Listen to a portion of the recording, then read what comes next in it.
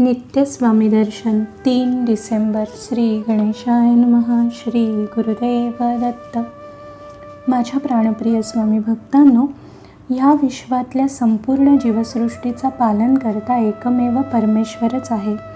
प्रत्येक जीवात सूक्ष्म रूपाने वावरणारा हा परमेश्वर मुळात संपूर्ण ब्रह्मांडभर पसरलेला आहे.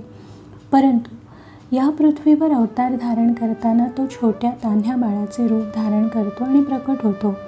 एक लक्षात ठेवायची गोष्ट अशी की जर तान्ह्या बाळाच्या स्वरूपात परमेश्वर प्रकट झाला तरी त्या सर्वात शक्तिशाली परमेश्वराचे हे पालकत्व अजिबात नष्ट झालेले नसते. भगवान श्रीकृष्णाने देवकीच्या पोटी जन्म घेतला आणि अवघा 6 दिवसांचा असलेला श्रीकृष्ण हा परमेश्वराचे मूर्त रूप आहे ह्याची साक्षात प्रचिती देऊन गेला. पूतना नावाच्या राक्षसिणीची त्याने वध केला. कंसाने श्रीकृष्णाला ठार मारण्यासाठी पूतना नावाच्या राक्षसिणीचा योजना केली होती. त्या राक्षसिणीच्या स्तनामध्ये विष भरलेले होते. छोट्या बाळकृष्णाने स्तनाला आपले चिमुकले ओठ टेकवले आणि पूतनेच्या स्तनामधले सर्व विष चोखून घेताना तिचे प्राण हरण केले.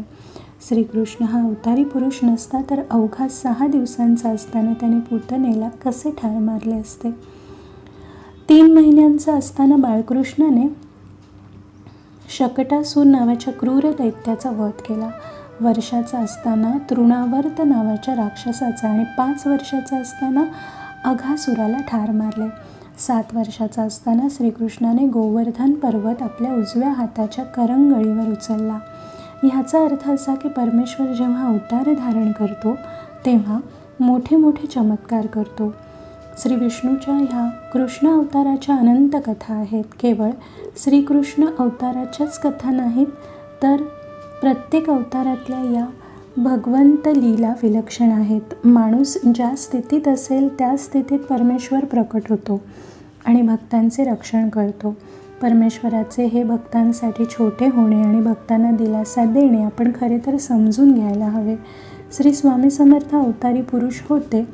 श्री दत्तात्रयांचे अवतार होते. स्वामींच्या अवतार कथा जर विलक्षण आहेच, स्वामींचे प्रकट होणे आणि ह्या अवतारात स्वामींनी जे असंख्य चमत्कार दाखवले त्याचा आपण म्हणूनच विस्ताराने वेध घेतला.